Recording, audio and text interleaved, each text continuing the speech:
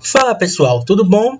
Vamos continuar a nossa aula de centro cirúrgico, né? No vídeo passado nós falamos sobre cirurgia segura e eu tinha prometido a vocês que agora iria falar sobre classificação da cirurgia.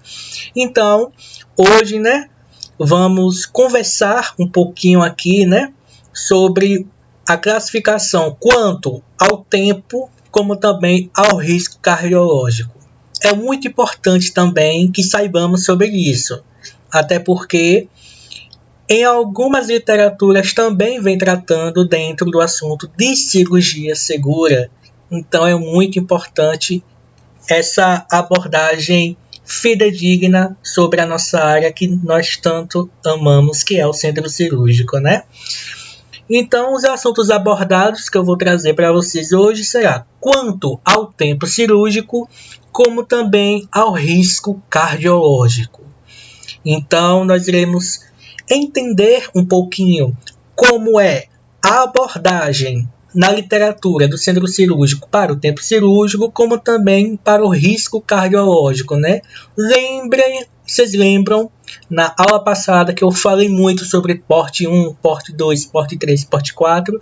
Então, é nessa aula aqui que eu irei rememorar com vocês e explicar mais um pouquinho do que é esses portes que eu tanto falei. Tá certo? Então, começando a tratar um pouquinho, né, da definição do tempo cirúrgico, é uma coisa muito importante. Por quê? Existem vários tipos de cirurgias, inúmeros. Porém, entretanto, todavia, contudo, cada cirurgia vai ter um porte. Cada cirurgia vai ter um porte necessário, específico, que vai entrar dentro do nosso protocolo, né? O protocolo que nós iremos abordar e trabalhar juntamente no centro cirúrgico.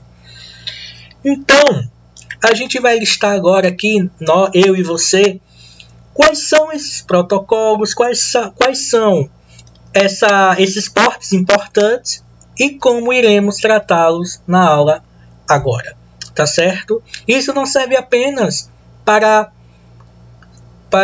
provas de faculdade, não. Isso serve também para provas de concurso, né? Como também para as nossas áreas práticas, né? Que você estando no clínico ou você também estando no estágio supervisionado, ok? Então, vamos começar aqui no porte 1. Porte 1 é o porte que muitas pessoas falam que é o porte mais simples. Por que o mais simples? Porque o porte 1 ele vai ser contemplado com o tempo de duração da cirurgia até 2 horas.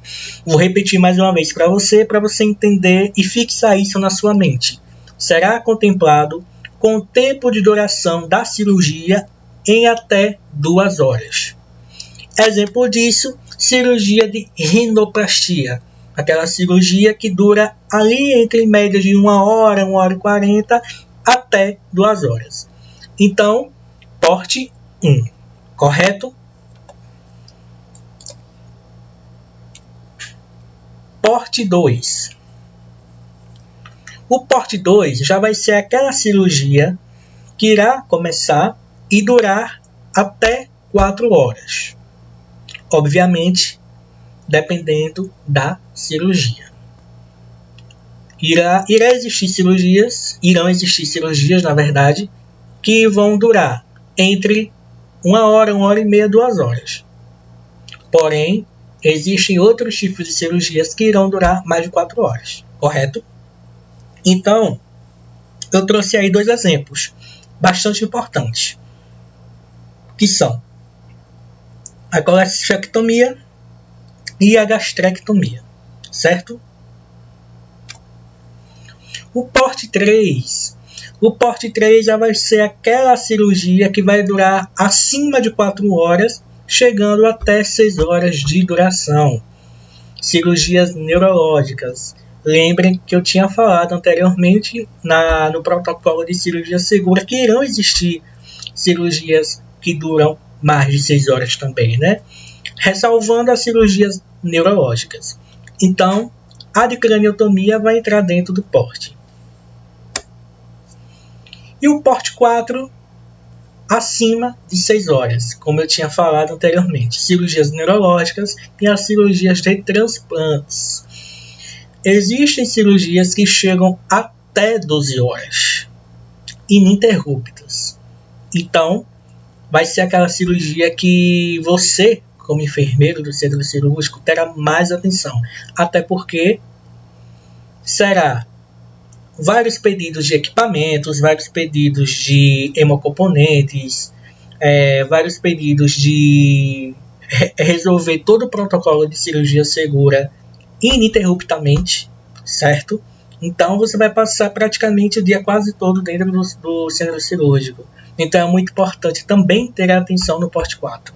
Porte 1, porte 2, porte 3, obviamente você também vai ter que ter uma atenção maior. Mas o porte 4, por ser uma cirurgia mais duradoura, nós temos que ter ainda mais atenção na solicitação de hemocomponentes, mais atenção na solicitação de equipamentos, mais atenção também na solicitação dentro do checklist de cirurgia segura, certo? E aí, nós iremos ter o risco cardiológico. Não é apenas os portes. Vamos agora para o risco cardiológico. Qual o risco cardiológico que uma cirurgia simples ela poderá causar no paciente? Ou qual o risco cardiológico que uma cirurgia mais grave ou mais duradoura pode causar em um paciente? Então, vamos saber disso neste momento. Então, a importância que a gente vai tratar no risco cardiológico será a avaliação, o acompanhamento, a observação e a monitorização dos pacientes. Eu vou repetir mais uma vez para vocês. Avaliação, acompanhamento, observação e monitorização do paciente. Por isso que lembram, mais uma vez, eu vou ser bem chato com relação ao checklist de cirurgia segura, que eu sempre falei que tem que ter avaliação do paciente. Lembram? A monitorização do paciente. Então, repete-se isso, repete-se mais uma vez essas ressalvas importantes. Então, vamos repetir mais uma vez comigo para fixar: avaliação, acompanhamento, observação e monitorização, certo? E aí a gente vai observar o quê? Dentro do achado clínico do paciente, né? Lembra das anamneses que nós realizamos no paciente, né? Que colocamos no protocolo e no prontuário.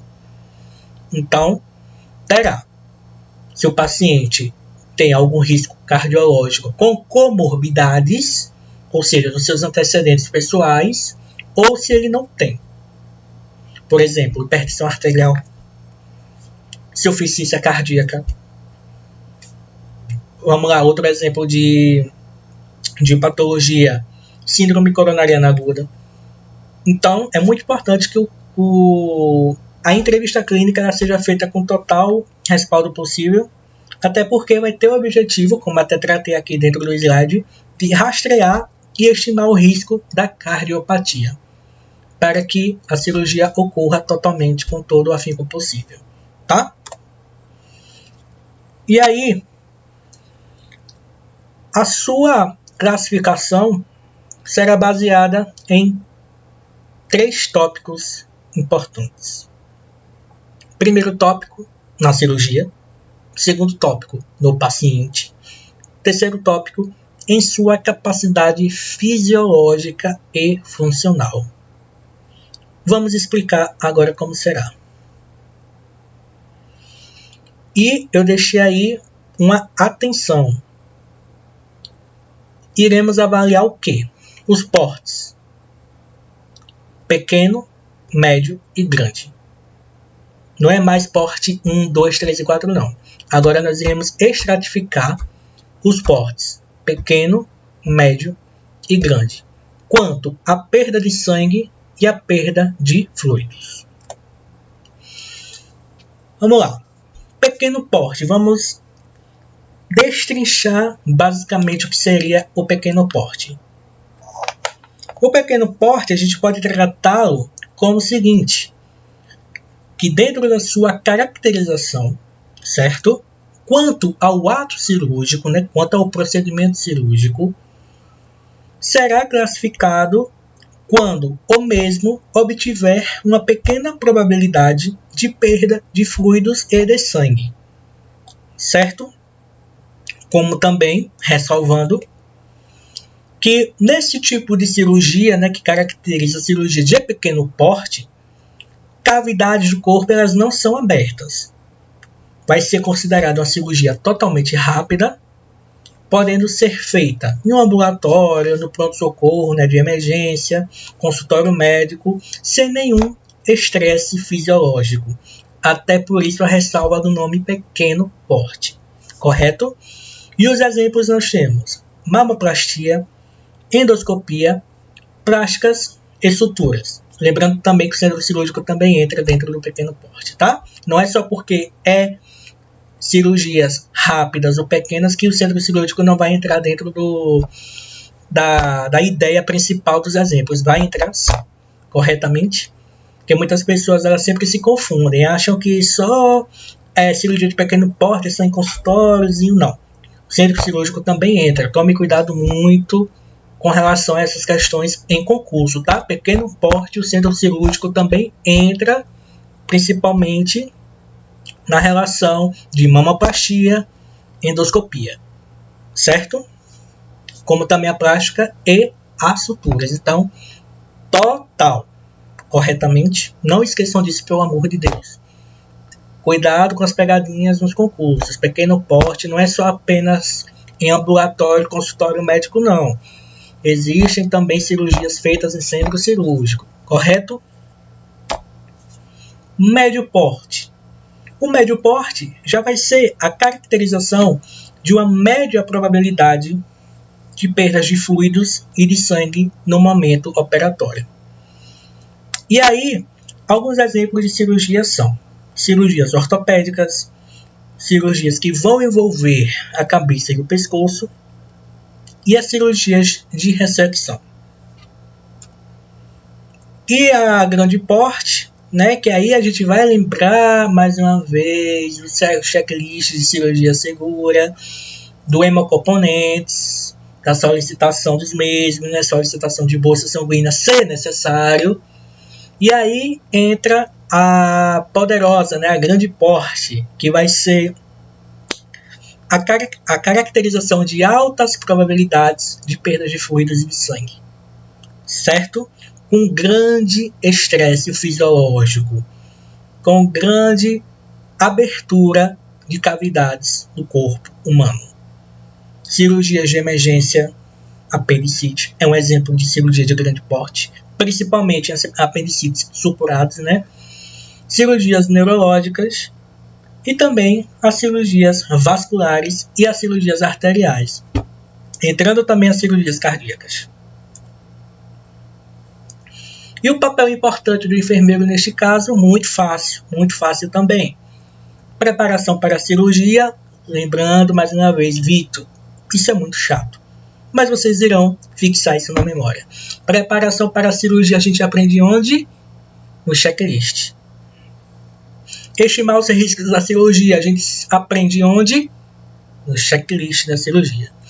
A solicitação dos exames laboratoriais a gente aprende onde? No checklist. A realização da entrevista clínica a gente aprende onde também? No checklist.